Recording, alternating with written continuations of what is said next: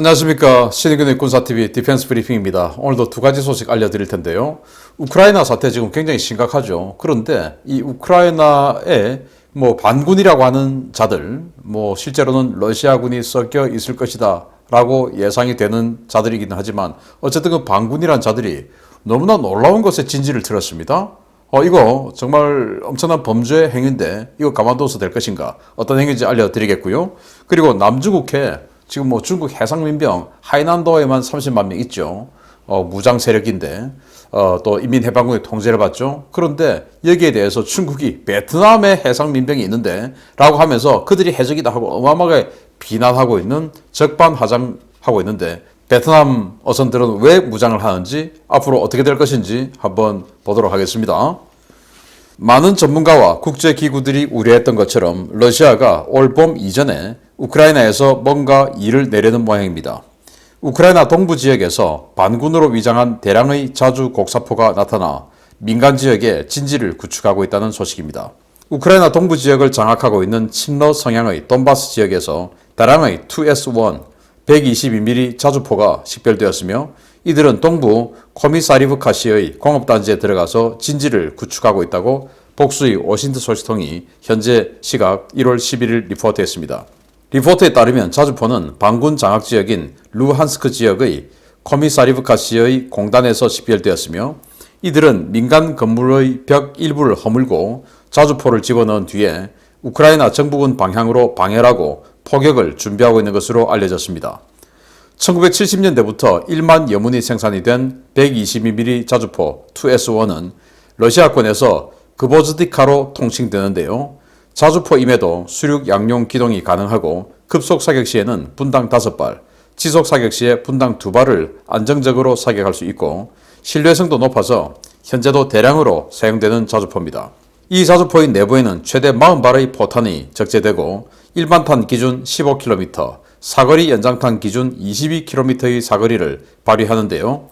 현지 전문가들은 민간인들이 다수 거주하고 있는 공업단지 내부에 그것도 현재 가동 중인 공장에 자주포를 숨긴 반군의 행위에 경악을 금치 못하고 있습니다. 민간인 속에 숨어 민간인을 방패로 삼는 행위는 명백한 제네바 협정 위반이고 전쟁 범죄 행위에 해당하는 중범죄인데요. 이들이 반군이든 반군으로 위장한 러시아군이든 국제사회가 반드시 어떤 형태로든 이들의 죄를 물어야 하겠습니다. 2S1 자주포, 러시아가 과거 소련이 10,000문 이상 생산했어요. 그래서 지금 현재 우크라이나 군도 이걸 주력으로 쓰고 있고 러시아 군도 주력으로 쓰고 있습니다. 구형 자주포이긴 하지만 우리가 치면 K55 정도의 수준으로 보시면 되겠습니다. 그런데 지금 일반 탄 기준으로 한 15km 사정거리를 가지는데 지금 방금 말씀드린 이 공장에서 우크라이나군하고 대치하고 있는 이 전선까지의 거리가 12km랍니다. 그러니까 일반 탄 사정거리 내에 들어오죠. 그래서 이 지역이 지금 어디냐? 코미사리브카시라는 곳인데 여기죠. 여기 지금 선이 보이지 않습니까? 여기가 바로 러시아와 우크라이나의 국경선이에요. 그래서 러시아 국경에서 살짝 우크라이나로 들어온 지역에 바로 이 코미사리브카시가 있고 여기에 있는 공장에 들어갔어요. 공장에 들어가서 보시다시피 이 공장인데 이게 지금 우크라이나 정찰 드론이 찍은 사진입니다. 그래서 여기 공장 벽을 허물고 여기다가 이제 자주포를 집어넣고 이쪽에서 우크라이나 군을 향해서 방해하고 있는 겁니다.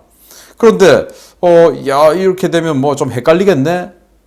이런 생각을 할 수가 있지만 이런 상황을 방지하기 위해서 이렇게 되면 만약에 지금 이 인근에 공단이 있으니까 민간인 거주구역도 있을 테고 또 공단에 실제로 출근한 사람도 있을 수 있고 그렇기 때문에 만약에 우크라이나가 여기에다가 반격탄을 날리게 된다면 민간인이 사망할 수 있지 않겠습니까? 또는 민간인이 있을 수 있기 때문에 우크라이나가 제대로 반격탄을 못 날리겠죠.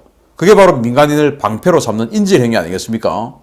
이건 제네바 협정에 명백하게 전쟁 범죄로 규정하고 있는 겁니다. 그래서 저는 이 자들을 반드시 체포해서 전범재판소 재판대에 세워야 된다라고 생각을 하고 그래서 우크라이나 군이 직접 들어가서 이들을 완전히 전쟁 범죄니까 체포를 하는데 러시아는 이 부분에 대해서는 러시아도 제네바 협정 가입 국가이기 때문에 가만히 있어야 된다라는 그런 주장을 국제사회는 꼭 해야 됩니다. 또 러시아도 자기 스스로 유엔 안보리 상임 이사국이고 국제 평화를 유지를 해야 되죠. 그러면서 제네바 협정 가입 당사국이기 때문에 스스로도 이들을 체포하는데 협력해야 됩니다. 뭐 반대 성명 또는 위협 이런 거 하면 안 되고 스스로도 여기를 체포하는데 협력해야 되는 게 제네바 협정 가입 당사국 그리고 유엔 안보리 상임 이사국의 지위를 가진 국가로서 당연히 해야 할 책무입니다. 그래서 러시아도 이들의 이런 만행을 결코 용납해서는 안 된다라는 말씀을 드리겠고, 우크라이나는 정말 여기에 민간인이 정말로 방패를 없기를 바라면서 이들을 제압해 주기를 바랍니다. 이런 짓 하면 안 됩니다. 민간인을 이렇게 방패로 세면 됩니까? 두 번째입니다. 남중국해는 물론 전 세계 바다에서 자원을 강탈하며 21세기 해적이라는 비난을 받고 있는 대규모 해상 민병을 운용 중인 중국이 비슷한 짓을 하려는 베트남에 대해서 맹비난을 퍼붓고 나섰습니다. 남중국해에서 중국 해상 민병과 베트남 해상 민병의 무력 충돌에 대한 경고도 나왔습니다. 베트남이 지난 2019년부터 어선에 강철로 제작한 방탄 장갑과 기관총을 보급하기 시작했으며, 이러한 어선 무장화는 평시에 대단히 보기 드문 일로 남중국해의 평화와 안정을 깨고 있다고 중국 베이징 대학교 산하 싱크탱크인 남중국해 전략상황인식 SCSPI가 1월 10일 리포트했습니다. 표면적으로는 민간 싱크탱크를 표방하고 있지만 실제로는 중국 공산당 통일전선부와 국가안전부의 통제를 받아 주로 미국과 주변국을 비난하는 임무를 수행하는 SCSPI는 최근 베트남이 일반 어선에 대한 무장화는 물론 아예 처음부터 무장 어선으로 설계된 배들을 속속 내놓고 있다고 비난했습니다. SCSPI는 베트남 바송 조선소와 퀴에그룹 조선소에서는 강철, 방탄판을 단 무장 어선들이 다수 건조되고 있으며, 베트남은 이러한 무장 어선을 통해 해상 대결에서의 비대칭 우위를 노리고 남중국해에서 중국의 정상적인 어업 활동과 법 집행을 위협할 것이라고 꼬집었습니다. SCSPI는 중국과 말레이시아, 인도네시아 등 남중국해 인접국 어민들은 과거 스프레틀리 군도 일대에서 외국 어선에 의해 해적 행위를 당한 적이 있다고 수차례 보고하고 있다라며, 이들은 베트남어를 유창하게 구사하는 젊은 청년들로 이루어졌고 권총과 기관단총 등으로 무장하고 있었다라며 남중국해에서 일어나는 해적 행위가 베트남의 소행이라고 비난했습니다. 그러나 지난해 3월 중국 어선 250여 척이 때를 지어 필리핀 영해와 영토를 불법 점거했던 사례처럼 남중국해에서 벌어지는 대부분의 해적 행위들은 중국 해상민병의 소행입니다. 2019년 미 해군 존 리처드슨 참모총장은 중국에게 더 이상의 불법 행위를 계속하면 해상민병을 정규군으로 간주하겠다라는 경고까지 내놓은 바 있었는데요.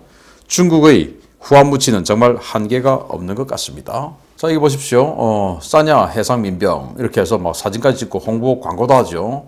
이렇게 여성, 중년 할 것 없이 이렇게 50, 60 소총입니까? 이런 것들 들고 그 군복도 완전히 그냥 새로 지급받은 군복이죠. 그러면서 여기는 RPD 7.62mm 기관총 가지고 사격 훈련까지 하고 있네요. 아니 이 어선에 이런 정규군 복장을 입고 기관총까지 사격하고 또 각종 이 돌격 보총을 들고 또 해상민병대 이렇게 해서 깃발까지 가지고 있는 이런 어마어마한 규모를 유지하는 중국이, 또 그것도 이 하이난다오 해남도만 30만 명의 해상민병을 가지고 있는 중국이 지금 뭐라고 하는 겁니까? 그래서 지금 SCSPI에 이런 보도를 하고 있어요. 그래서 월남 베트남이죠. 월남 어선에 무장을 했다. 그래서 이게 남해 즉 남중국해의 안녕을 지금 위협하고 있다라고 하는 이런 기사를 내놨는데, 여기에서 사용한 사진들을 보면 이게 베트남 방송을 SCSPI가 캡처해서 보내주는 사진들이에요. 보시다시피 정말로 이 어선인데 강철로 만들고 있습니다. 이 베트남이 지금 자기네들이 홍보하고 있었던 거예요. 강철로 만들고 있는데 주로 어선들은 좀 이 가볍게 하기 위해서 FRP라든지 이런 거 하는데 여기 지금 강철로 만들고 있죠. 그러면서 여기 뒤에 보시면 총좌가 있습니다. 총좌, 기관 총좌가 있죠. 그리고 이렇게 이게 중기관총을 거치하고 있는 사진들을 또 보여줍니다. 그리고 도색하기 전의 모습 보면 명백한 강철이죠. 그래서 아니 어선들이 왜 강철이냐? 그리고 왜 어선에 총좌가 있냐? 그리고 이런 기관총 왜 지금 브리핑하고 있냐? 이게 지금 어선에 강력한 중무장을 하고 있다는 거 아니냐라는 건데, 그럼 베트남은 이걸 왜 자신들 스스로가 자신들의 방송에 공개를 할까요? 중국이 해상민병을 저렇게 많이 동원해서 완전히 남중국의 전역에서 노략질을 하고 다니니까 우리가 중국의 저 노략질에 대응하려면 어쩔 수 없다. 우리 어선들도 무장하고 어선 선단 사이에 이렇게 좀 무장하고 무장력이 있는, 무력이 있는 이런 어선들이 좀 섞여 있어야 중국의 해상민병에게 억제력을 좀 가지겠다라는 차원의 방송인데, 그걸 지금 이 베트남이 감히 이렇게 한다. 그래서 이 베트남이 남중국해의 안보를 위협하고 있다. 이렇게 비난하는데 정말 뭐 한 놈이 뭐 한다고 참 희한하죠. 그래서 뭐 과거에 인도네시아나 말레이시아 이런 이 어민들이 약탈을 당했다, 해적 행위를 당했다라고 하는 게 전부 베트남이다라고 하는데 그거 전부 중국이죠.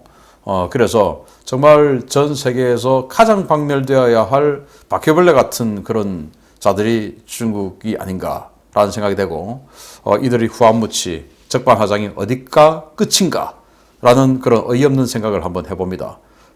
베트남 아무튼 이 안보를 잘 지키기를 바랍니다. 마치겠습니다. 감사합니다.